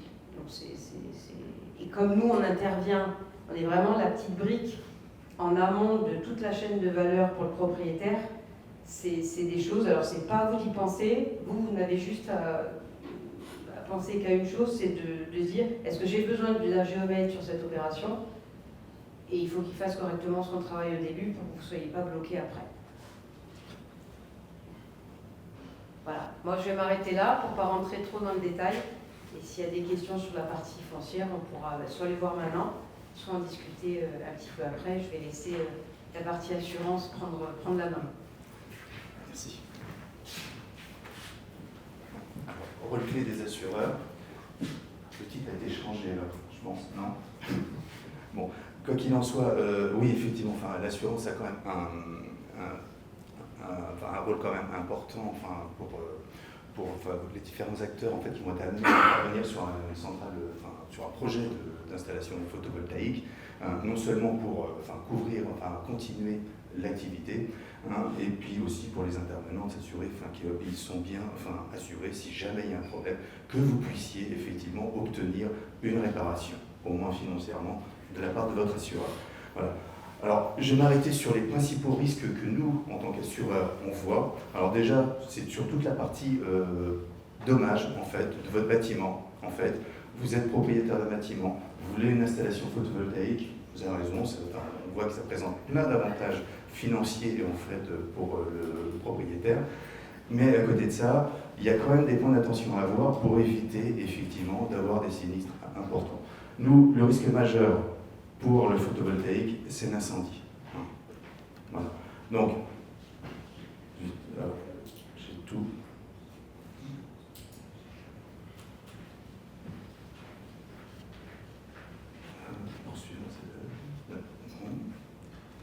C'est l'incendie. Voilà. Alors, ces risques, en fait, déjà, ils sont inhérents aux panneaux photovoltaïques. Il faut savoir que quand on a commencé les installations photovoltaïques en France, là ça remonte peut-être à une vingtaine d'années, on a quand même eu, nous, en fait, une série de sinistres sériels impliquant des panneaux. Alors soit parce que les panneaux étaient pas bons, s'oxydaient et puis on avait des hotspots et ça se mettait à rouler. Ou autre problème qu'on voyait beaucoup plus couramment, c'était sur les boîtiers de jonction, en particulier, on a en mémoire tous le sinistre Schotten qui a coûté plusieurs millions aux assureurs. Voilà. Ça, c'est pour les panneaux en fait qui peuvent effectivement être défectueux. Ça a quand même tendance aujourd'hui, il faut le dire, à se normaliser et on observe quand même moins de problématiques. Je ne dis pas qu'il n'y en aura pas à l'avenir, mais il faut quand même faire attention. Ça, c'est pour les parties panneaux. Et puis, le second problème qu'on rencontre souvent, effectivement, c'est les défauts d'installation. Ces défauts d'installation, ils sont souvent liés à l'incompatibilité, au défaut de montage des connecteurs. On avait des connecteurs, des fois, qui se montaient, qui se débranchaient un petit peu. Ça créait des petits arcs électriques et à la fin, ça finissait par un incendie. Voilà. Autre risque, quand on installe en fait une centrale photovoltaïque qui est liée à la localisation des panneaux, en fait, il faut savoir, faut se dire peut-être où est-ce que je vais installer mes panneaux. Il y a des endroits qui sont beaucoup plus risqués que d'autres. Voilà. Donc, point d'attention sur les absences d'iotage. Un incendie peut prendre des proportions importantes si les panneaux sont trop proches les uns des autres ou placés à proximité de zones combustibles. Il y a aussi les problèmes de phénomènes climatiques. Alors ça, c'est un peu difficile à éviter aujourd'hui. En fait, la grêle, on en a un peu partout. Mais il faut savoir que ça peut quand même engendrer des chocs sur vos panneaux. Et à terme des infiltrations, ça peut provoquer à terme des hotspots. Et hotspots, dégagement de chaleur et risque d'incendie par derrière.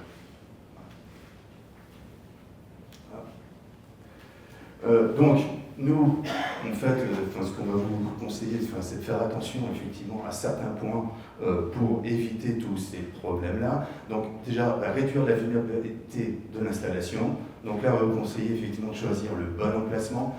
Nous, en tant qu'assureurs, effectivement, dommage, il y a des endroits où on préfère éviter d'avoir vos centrales photovoltaïques. Donc, il faut éviter l'installation sur des toitures de bâtiments stratégiques ou vulnérables pour l'activité en fait, de l'entreprise. Voilà.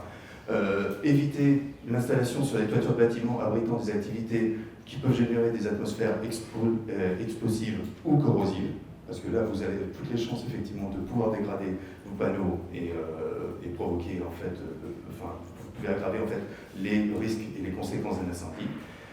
Il faut prendre là en compte l'environnement, donc exposition au risque climatique, atmosphère explosive, on l'a déjà dit, risque d'éclatement de poussière ou de débris combustibles à proximité. Bon, pour les ombrières et champs au sol, respecter une distance minimale de plus de 10 mètres entre les installations photovoltaïques et les bâtiments. Oui, Ensuite, votre installation photovoltaïque, si vous la mettez sur un bâtiment, c'est de penser à l'isoler au maximum en fait, du reste du bâtiment. Donc, respecter. Alors ça, c'est le principe de dilotage. En fait, on vous demande de respecter une surface maximum par groupe de panneaux. Voilà. prévoir aussi des allées de circulation de 90 cm entre panneaux pour pouvoir faciliter la maintenance, voilà, et puis la maintenance, et puis bien entendu les interventions de secours, voilà, et éloigner les panneaux et chemins de câble de tous les murs coupe-feu. Limiter la propagation de l'incendie aux autres éléments, installer les panneaux sur une toiture et des supports incombustibles. Donc là, effectivement, point de vigilance, vous assurer que vos toitures sont verrouillées T3 en particulier pour être sûr qu'effectivement on va avoir en tout cas le temps de faire venir les secours et de limiter l'incendie pour éviter de transmettre en fait le feu à l'intérieur du bâtiment. Éviter la traversée de câbles, effectivement, qui peuvent être des points effectivement, par lesquels en fait, l'incendie peut se propager. Voilà. Isoler les câbles connectiques pour éviter tout contact avec des matériaux combustibles. Et ensuite, autre chose qui convient de voir, anticiper et faciliter les interventions, parce qu'on n'évitera jamais en fait tous les incendies, ça peut arriver. Donc, et là, il faut se dire qu'il faut essayer au mieux, effectivement, de permettre l'intervention des secours. Donc mettre en place en fait, des consignes de première intervention dans le bâtiment, les extincteurs, les robinets d'incendie armés, organiser des reconnaissances et exercices avec les pompiers qui connaissent les installations, qui sachent ce qu'il faut faire pour pouvoir effectivement, lorsqu'il y a un sinistre qui se produise, savoir tout de suite connaître les lieux et intervenir rapidement. Déployer une signalisation claire et des dispositifs de coupure électrique facilement accessibles et prévoir des voies adaptées pour les véhicules de secours en fonction de la hauteur des bâtiments. Voilà. Autre point, on a réalisé l'installation, il y a aussi tout un aspect qui est important et qui est souvent en fait négligé, c'est la partie maintenance. Voilà. Une fois que votre installation photovoltaïque est installée, la maintenance elle est essentielle à la fois sur les panneaux photovoltaïques et sur les installations électriques. Nous, en tant qu'assureur, on vous recommande effectivement, si vous êtes maître d'ouvrage ou propriétaire d'un bâtiment, de signer un contrat de maintenance au moins annuel de l'installation photovoltaïque qui doit comporter plusieurs volets. Et ces entretiens ils doivent porter sur l'entretien et le nettoyage des panneaux, déjà pour maintenir un bon rendement électrique, le nettoyer ça peut s'avérer nécessaire, mais aussi après derrière c'est de vérifier le contrôle, contrôler en fait l'état général de l'installation, les câbles, les boîtes de jonction, les connexions, le niveau de corrosion, savoir s'il n'y a pas des débuts effectivement de défauts qui pourraient altérer effectivement votre production électrique, voire aussi provoquer des échauffements. Le remplacement systématique des pièces défectueuses ou susceptibles de l'être, si on constate un défaut, le mieux c'est tout de suite de remplacer. Après, ce qui est conseillé aussi, c'est la thermographie infrarouge, parce que tous les défauts en fait, qui peuvent affecter vos panneaux ne sont pas nécessairement visibles, et la thermographie en fait, est un moyen effectivement de voir les commencements d'échauffement et en fait de pouvoir se dire voilà, j'ai des hotspots sur ce panneau-là, il faut peut-être que je le remplace. Voilà. Et enfin, il faut aussi vérifier procéder à la vérification électrique annuelle des équipements. Voilà. Enfin, formaliser en fait ce suivi de contrôle et de maintenance. Un outil pour vous aider, un outil qui a été récemment remis à jour en septembre 2025, l'APSAD D20. Il y a une première version qui était sortie en 2013, mais qui concernait quelques installations, pas toutes. Et ce référentiel, il a pour objet en fait de prévenir les incendies d'origine électrique, des installations photovoltaïques, mais aussi bien entendu protéger les bâtiments, les personnes et les biens qui s'y trouvent, et aussi faciliter l'intervention des secours. Voilà. Donc il formalise les règles de l'art en matière de conception, d'installation, d'exploitation et de maintenance afin de garantir la fiabilité et la pérennité des systèmes photovoltaïques. La révision de septembre 2025, elle va traiter en fait de nouvelles configurations qui n'étaient pas forcément vues auparavant, qui portent sur les farms solaires, le stockage d'énergie, l'autoconsommation. Il y a des nouvelles prescriptions après de sécurité électrique, des protections de bâtiments contre l'incendie, et puis elle formalise aussi en fait tout ce qui est contrôle en fait pour la thermographie infrarouge, ainsi que le cadre de vérification pour le contrôle en fait des comptes rendus de contrôle Q20. Voilà. Alors là, oui, j'attire aussi votre installation. On en a parlé. Les batteries, effectivement, c'est un bon moyen, effectivement, de stocker l'énergie, parce que toute l'énergie que vous allez produire pendant la journée, vous n'allez pas nécessairement en avoir besoin. Vous allez dire, je veux l'utiliser le soir. La meilleure façon, effectivement, c'est d'installer des batteries. On n'en connaît pas d'autres. Mais à côté de ça, les batteries, ça présente quand même beaucoup de risques. Il suffit de voir un peu l'actualité aujourd'hui, le nombre de batteries qui brûlent. C'est c'est pas anodin. Le risque, c'est effectivement l'emballement thermique de ces batteries. Ce risque, il existe même sur les techniques qu'on utilise de plus en plus souvent, qui sont le lithium fer phosphate, qui ont l'air plus stables. On a quand même ce risque qui existe. Là-dessus, c'est vrai qu'on n'a pas beaucoup de référentiels pour nous dire ce qu'il faut faire. On n'a qu'une norme, aujourd'hui, expérimentale, en fait, voilà. Donc qui n'est pas en plus une technique courante, j'y reviendrai après, pour savoir en fait comment on doit installer en fait les batteries dans les bâtiments. Là, bon, je vous ai mis un exemple de sinistre, de savoir, alors après ça dépend de la taille effectivement des installations, mais vous avez des installations, vous avez des, c'est quand même, c'est pas la petite batterie de votre téléphone, et sur certains risques, un bâtiment, on a mis 6 jours en fait pour pouvoir l'éteindre, voilà. Parce qu'on n'arrivait pas effectivement à venir à bout en fait de la production. Voilà. Donc nous, ça c'est gros point d'attention, et en fait c'est vrai qu'on invite vraiment à faire attention sur la mise en place de ces batteries, de faire attention qu'ils soient vraiment dans des locaux dédiés ou à l'extérieur, loin de toute source combustible, en fait, pour éviter une transmission, en tout cas de l'incendie, au reste du bâtiment. Un point, alors ça on était plus sur la partie votre bâtiment et l'ouvrage en cours d'exploitation. Après, vous avez aussi toute la partie je vais réaliser cette installation. Voilà. Quand vous avez des entreprises, en fait, elles doivent s'assurer pour leur responsabilité décennale. Et en fait, il faut savoir que les assureurs en fait, en responsabilité décennale, en fait, demandent quand même qu'on applique, on accepte de couvrir ce qu'on appelle, nous, des travaux de technique courante. Travaux de technique courante, c'est en fait des travaux pour lesquels on sait que l'assureur a un recours suffisant, et que les risques sont suffisamment maîtrisés, si je peux résumer, pour qu'on puisse accompagner et couvrir. On ne veut pas aller dans le farfelu et n'importe quoi. Sans rentrer dans tout le détail, il faut savoir qu'en matière de photovoltaïque, en fait, on n'a que 3 types de référentiels qui sont actuellement utilisés. Il y en a peut-être des normes, des recommandations qui viendront un jour. Mais pour le moment, on n'a que les ATEC, les avis techniques, et les documents techniques d'application. C'est à peu près la même chose. Les ATEX et les ETL, en cas de technique nouvelle. ATEX, appréciation technique expérimentale. Les ATEC et DTA, en fait, pour qu'ils soient acceptés par les assureurs, ils font déjà l'examen par une commission, en fait, la C2P, Commission de Prévention Provolue, qui va dire, en fait, si oui, en fait, ce risque, ce avis technique, il est bien et suffisamment sécurisant pour les assureurs, pour le mettre en liste verte. Si on estime que l'avis technique n'est pas suffisant, qu'il présente des risques, cette commission va dire, nous, ça ne convient pas, et là, on ne le met pas sur la liste verte, et il est mis en observation, l'avis technique. Donc, il faut savoir que pour qu'on nous accepte de couvrir, on va accepter que les ATEC et les DTA qui sont en liste verte. Les ATEC, c'est un peu différent. Ça, comme c'est des appréciations techniques expérimentales, il n'y a pas ce passage de la C2P parce que très souvent, on est sur des chantiers particuliers. Donc en fait, la C2P ne peut pas s'occuper de regarder tous ces chantiers et on voit un chantier en particulier là-dessus. Et enfin, et ça aussi, les ATEC, ça relève de technique courante. Et vous avez en fait le dernier, qu'on utilise et qu'on voit très souvent en matière de photovoltaïque, qui lui, par contre, en fait, n'est pas de la technique courante. Donc ça veut dire une chose, comme ce n'est pas de la technique courante, naturellement, ce risque n'est pas couvert par votre assureur.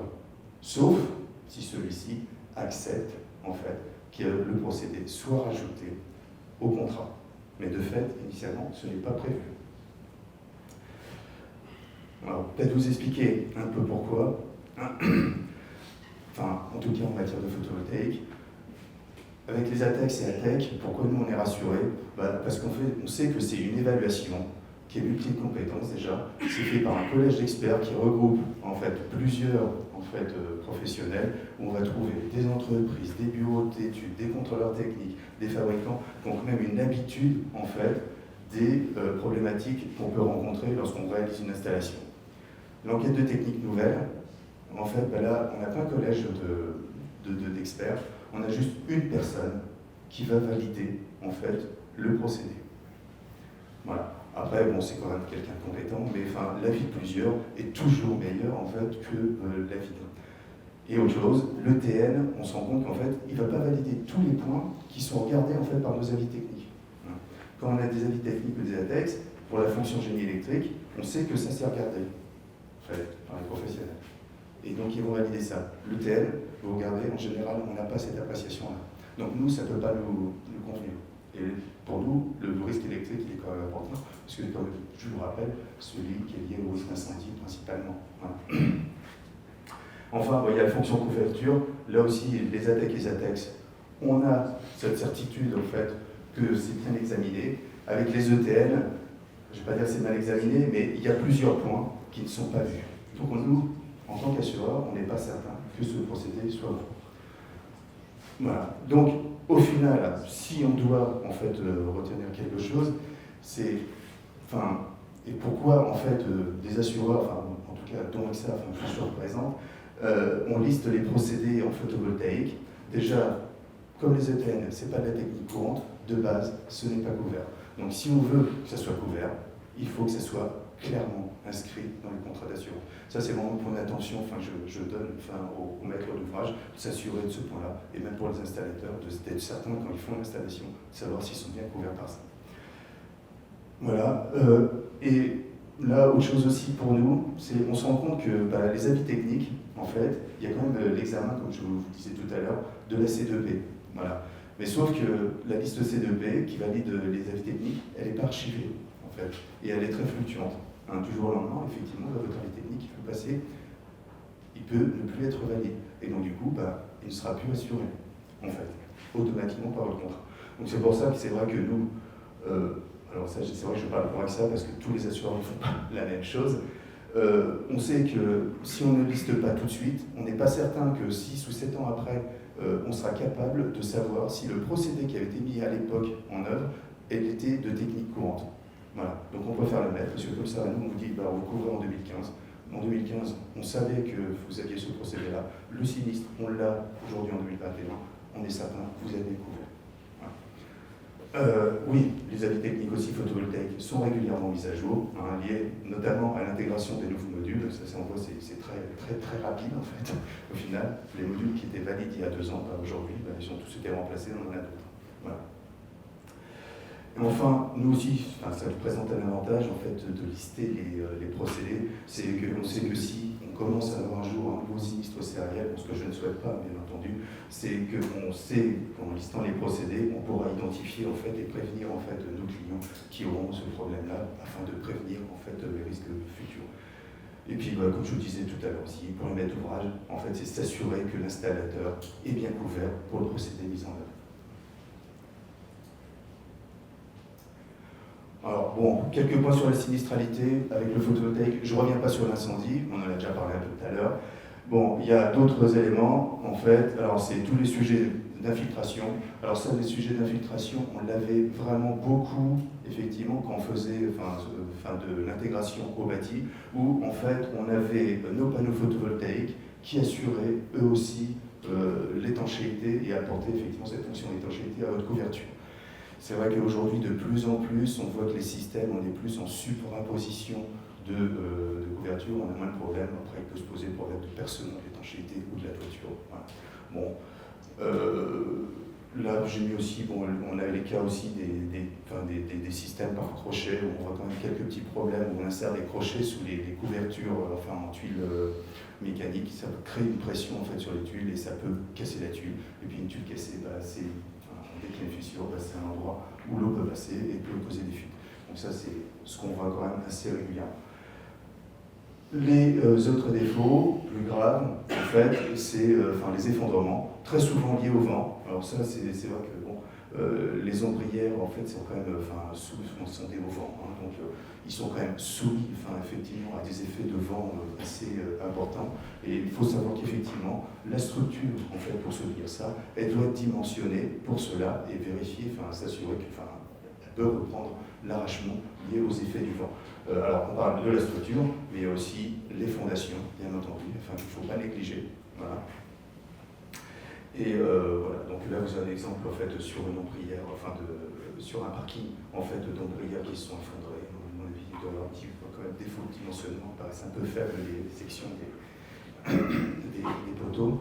Un autre, alors moins commun, en fait, là c'est avec des trackers. En fait, les trackers, c'est des panneaux en fait, qui s'orientent avec le soleil, hein, pour avoir un maximum d'énergie. Donc on mettait ça sur des mâts, et puis des fois, les mâts, ça peut s'effondrer. Donc ça, nous, on le voit vraiment, parce qu'il y a quand même des efforts importants qui s'exercent dans ces éléments-là. Alors, qu'on a vu ça, bon, il ne faut pas non plus se faire peur, hein, il y a quand même, si on respecte quelques bonnes pratiques, on peut éviter une grande majorité, en fait, de ces sinistres. Hein, parce que non, mais il faut être honnête, hein, les sinistres qu'on voit pour les filtrations, si on respecte les règles, on en élimine 90 à 95%. Voilà. Donc, nous, ce qu'on conseille, vraiment, quand vous devez réaliser une installation, déjà, c'est de faire appel à un maître d'œuvre, hein, ou des BT qualifiés avec des missions qui vont porter, alors, pas que sur la centrale photovoltaïque, hein, bien entendu, elle devra porter aussi sur la centrale photovoltaïque, mais il faut aussi qu'on pense aussi à la réalisation des structures, des supports, des fondations, hein, sur des ombrières photovoltaïques. C'est pas inutile de faire une étude de sol, hein, tous les sols ne se valent pas. Hein, ou alors, ils ne se valent pas, mais en tout cas, on sait adapter en fait, le type de fondation en fonction de vos sols. Vérifier, alors ça c'est quand on intervient sur l'existant aussi, hein, vérification des structures existantes, hein, vérification, et si on constate qu'il y a des petites faiblesses, parce que, comme le disait tout à l'heure personne de la Gélios, faut, en fait, on rajoute quand même du poids sur votre toiture. Et ce poids, effectivement, toutes les structures existantes ne le supportent pas nécessairement. Si on constate que la structure existante n'est pas suffisante, il faut définir en fait ces renforcements. Et également, et aussi vérifier l'état de l'étanchéité et de la couverture. Là, j'ai retenu aussi, effectivement, vous faites une installation pour 30 ans. C'est vrai que la meilleure des solutions pour nous, c'est quand vous intervenez sur une toiture qui a déjà une dizaine d'années, le mieux au final, c'est de tout refaire tout de suite, au final.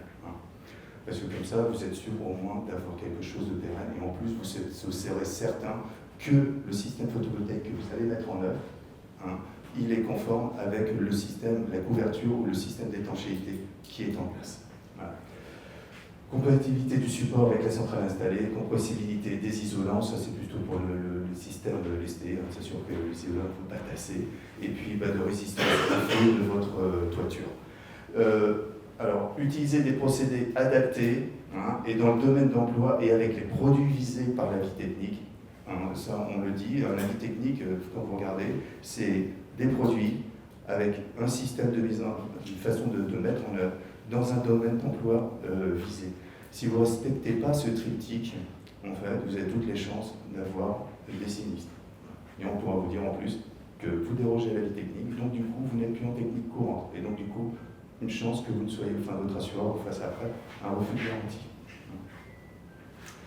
Donc, utiliser des panneaux respectant les normes NFEN 61215 et 61730. Pour les installations de batterie, à défaut d'autres choses aujourd'hui, respecter en fait la norme XPC 15712.3. Donc en fait ça veut dire c'est vraiment effectivement placer des batteries quand vous êtes à l'intérieur d'un bâtiment, dans des locaux avec dont les parois présentent des résistances au feu suffisantes pour éviter qu'on ait une transmission au reste du bâtiment, de l'incendie. En maison individuelle, là, cette norme, elle vous dit pas exactement qu'il faut mettre les batteries à l'extérieur, ils vous disent qu'il faut éviter de les installer dans certaines pièces. Quelque part, on vous dit que vous pourriez les installer dans le biais des garages. Pour nous, ce n'est pas une bonne solution, parce que quelque part, les garages, c'est souvent, en fait, chez les particuliers, l'endroit où on va stocker des tas de choses. Et donc, du coup, c'est pas la meilleure solution. Et c'est vrai que nous, on a tendance, effectivement, à demander est-ce que ces batteries, si vous en avez, en fait, se placer à l'extérieur. Bon, bien entendu, faire appel à des entreprises dûment assurées, en cas de doute, demander une attestation spécifique et qualifiée pour les travaux à réaliser. Donc, électricité, donc les qualifs ELEC, c'est bien connu, les ENR qualif PV, pour les installations de forte puissance. Et puis, c'est vrai que nous, ce qu'on préfère comme qualification, c'est vraiment le qualibat, voilà, par rapport aux qualités ENR, où en fait, on a l'impression que les personnes font juste une formation c'est pas une impression, d'ailleurs, c'est une formation d'une journée, il y a un quiz, c'est bon, vous êtes qualifié, et c'est bon. Pour nous, le photovoltaïque, en tout cas la matière, nécessite d'avoir des compétences un peu plus poussées que ça. Voilà. Ça, c'est pour la réalisation. Et après, il y a aussi des bonnes pratiques à avoir en assurance. Il faut penser, avant toute réalisation d'une centrale photovoltaïque, sur plusieurs points. Donc, déjà, pour les propriétaires nets d'ouvrage qui vont faire installer une centrale photovoltaïque, c'est savoir si votre assureur de dommages ou bien, il est bien au courant. Voilà. Il faut savoir qu'une installation photovoltaïque, comme l'IFAS, pour nous, assureurs, c'est quand même une source de sinistres supplémentaires. Il y a une aggravation de risque. Donc, on aime bien savoir ce qui va être fait et ce qui est fait. Donc là, c'est vraiment un conseil que je donne aux propriétaires, c'est de se dire, est-ce que c'est bon, notamment quand on est sur des bâtis existants, est-ce que vous avez informé votre assureur pour être sûr qu'il est bien au courant de ça. Voilà. Ça peut être bien aussi d'assurer la centrale photovoltaïque, notamment contre le bruit. Voilà. Et puis de s'assurer aussi l'assurance des travaux. Ça peut être intéressant. Ça, c'est les tout risques chantier, les tout risques montage essai en cours de travaux. Ça peut être bien d'avoir ces assurances-là, ça c'est le choix. Et puis après, il y a une autre qui pose plus problème, c'est le dommage ouvrage, en fait, qui peut être obligatoire dans certains cas, en fait. Et pour les réalisateurs d'installation, c'est que le procédé en fait, que je vais mettre en œuvre, il est bien couvert par mon contrat. Donc ça, il faut bien regarder ce point-là aussi, pour éviter les déconvenues.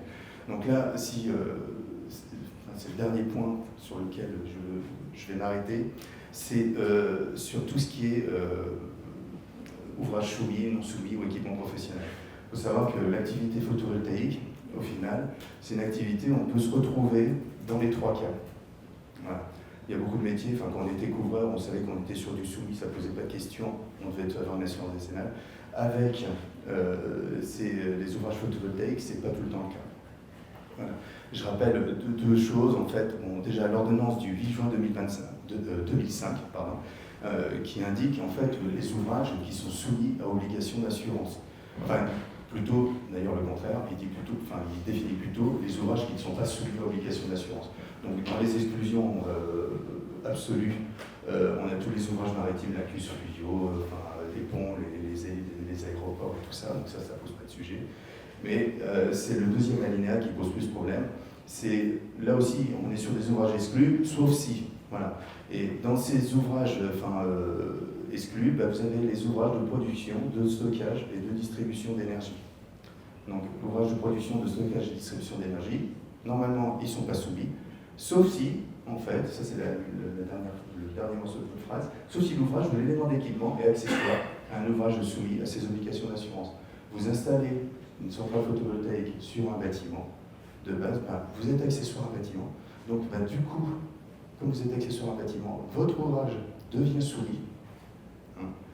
Comme il est soumis, si vous faites cette installation, il faut penser aussi, du coup, à se souscrire à une assurance dommage ouvrage, en tout cas.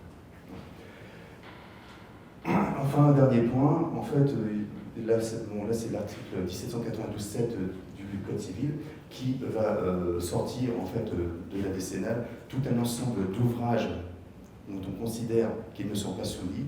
Ce sont effectivement, dont la fonction exclusive est de permettre l'exercice d'une activité professionnelle. Quand on a écrit cet article-là, quand les juristes ont écrit cet article-là, ils pensaient effectivement une machine-outil qui est à l'intérieur d'une usine. Ça, c'est pas de la décennale, on couvre pas en décennale. On avait besoin de faire ce distinguo. C'est vrai que je ne sais pas si on a vraiment pensé à l'époque aux panneaux photovoltaïques. Et en fait, quand on voit des panneaux photovoltaïques où vous allez commencer à vendre en fait l'électricité, on se dit que c'est un outil de production. Voilà, je me fais l'argent avec, voilà. Et en fait, ça ne sert qu'à ça. Et donc de temps en temps, en fait, vous pouvez retomber sur en fait quelque chose qui va sortir de l'assurance obligatoire.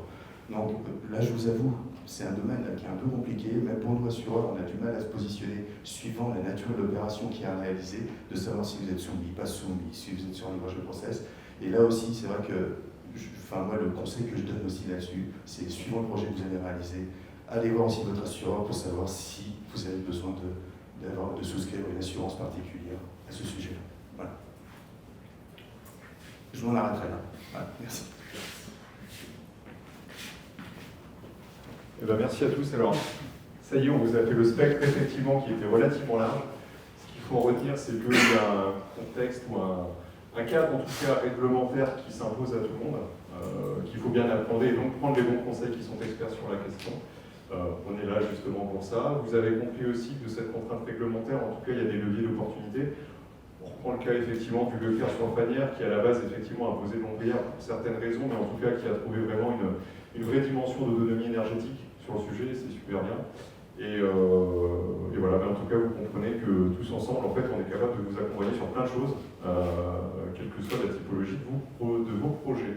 Voilà, je vous propose qu'on partage une coupe de champagne et puis une petite collation. Merci à vous.